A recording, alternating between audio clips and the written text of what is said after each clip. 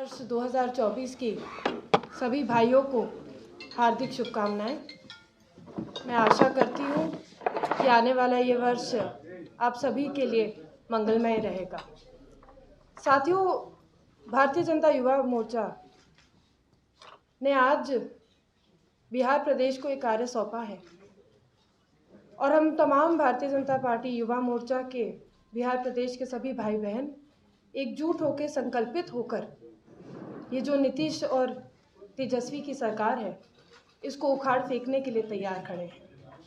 हमने गुहार लगाई है बिहार के सभी युवाओं से, युवतियों से कि वह 12 जनवरी को हमारे साथ आके जो युवा दिवस यानी कि विवेकानंद जयंती जी के रूप में बनाया जाता है, वो हमारे साथ आए और ये प्रण लें कि आने वाले 2024 और 2025 में हम भारतीय जनता पार्टी की सरकार बनाएंगे देश में और प्रदेश में। साथियों, जिस तरह से आदरणीय नरेंद्र भाई मोदी जी की सरकार में युवाओं के हित की योजनाएं एक से बढ़ के एक आगे आ रही हैं, चाहे हम टॉप्स की बात करें, स्पोर्ट्स की बात करें, एंटरप्रेन्योरशिप की बात करें, स्टार्टअप्स की बात करें, तो आज कहीं ना कहीं जो एक लाइन हमारे प्रधानमंत्री जी हमेशा बोलते थे कि ये नया भारत युवाओं का भारत है, उसको कहीं ना कहीं सत्यापित करके दिखाया है। जहां एक तरफ अगर हम प्री मोदी एरा की बात करते हैं तो मात्र 350 स्टार्टअप्स थे। आज वही स्टार्टअप्स, और उनमें से कितने स्टार्टअप्स ऐसे हैं जो यूनिकॉर्न स्टार्टअप्स बन चुके हैं और इंडिया में हैं। आज 1 लाख से भी ज़्यादा ऐसे स्टार्टअप्स भारत में स्थित हैं।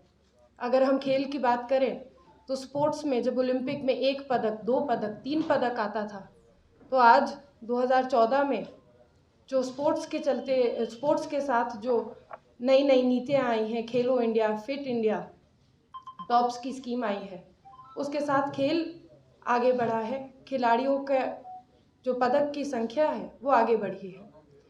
हाल ही में एशियन गेम्स में हम सभी लोगों ने देखा किस तरह से भारत के खिलाड़ियों ने अपना ही रिकॉर्ड तोड़ते हुए सबसे ज़्यादा पदक अपने हिस्से किए।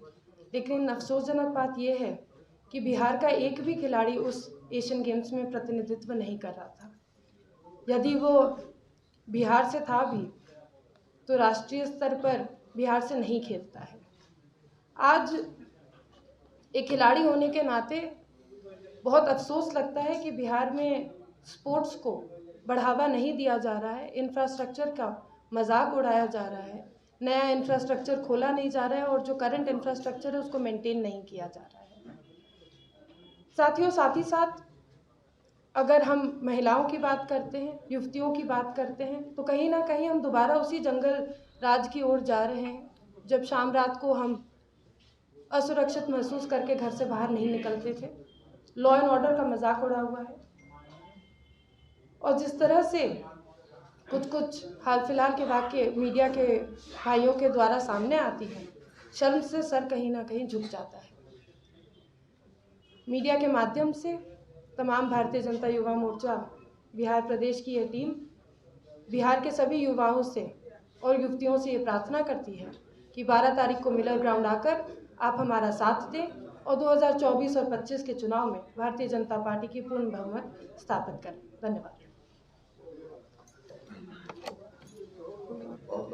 कोई सवाल है तो पूछ सकते हैं। श्रेयसी जी, आप खिलाड़ी रही हैं केंद्र में, अब कई खिलाड़ी अपना पदक लौटा रहे हैं, कैसे देखती हैं? आई थिंक ये जो आप सवाल पूछ रहे हैं, कई खिलाड़ी नहीं, एक व्यक्ति विशेष के बारे में बात कर रहे हैं और ये जो सवाल आपका है निश्चित रूप से इसके ऊपर कार्रवाई चल भी रही है। जो WFI के इलेक्शंस हुए थे जिसके बाद ये पूरा जो मामला था स्टेयर अप हुआ था, उसके ऊपर भी कार्रवाई हुई है और निश्चित रूप से हम सभी लोग खिलाड़ियों के साथ, खिलाड़ियों के सम्मान में खड़े हैं। लेकिन तेजस्वी तो एक तरफ मेडल लाओ, नौकरी पाओ और वो भी रहा है बिहार में, तो कैसे देखते हैं? आज देखिए, भारत के साथ साथ बिहार भी 75 साल पहले ही आज़ाद हुआ था। हरियाणा और दिल्ली जैसे प्रदेशों से अपने मुकाबला करें तो आज हमें ये नौकरी लाओ, मेडल लाओ की बात की जा रही है। आप देखिए कि रणजी का अभी जो मैच हुआ था उसमें किस तरह से बिहार की खिल्ली उड़ी, किस तरह से बिहार के 2 टीमें जब वहाँ पे पहुँच गई, क्या इंफ्रास्ट्रक्चर की व्यवस्था थी। तो ये नौकरी देने का जो लॉलीपॉप वो जनता और स्पोर्ट्स पर्सन के बीच में दिखा रहे हैं, रख रहे हैं, ये पूरी तरीके से नकारात्मक है। मुझे लगता है कि खुद एक युवा हैं और खुद एक स्पोर्ट्स के फील्ड से आते भी हैं, तो उनको ये अपने आप से सोचना चाहिए कि किस तरह से वो बिहार में स्पोर्ट्स का फ्यूचर बेटर कर सकते हैं। बिहार में स्पोर्ट्स का फ्यूचर बेटर करने के लिए सबसे प्राइमरी और सबसे पहला कदम स्पोर्ट्स के इंफ्रास्ट्रक्चर को डेवलप करने का है, जो आज तक बिहार में नहीं हुआ। मैं पिछले 17 साल से राष्ट्रीय लेवल पे बिहार के लिए शॉटगन की स्पर्धा में निशानेबाजी कर रही हूँ। आज तक बिहार सरकार में एक भी शॉटगन रेंज नहीं बनी है।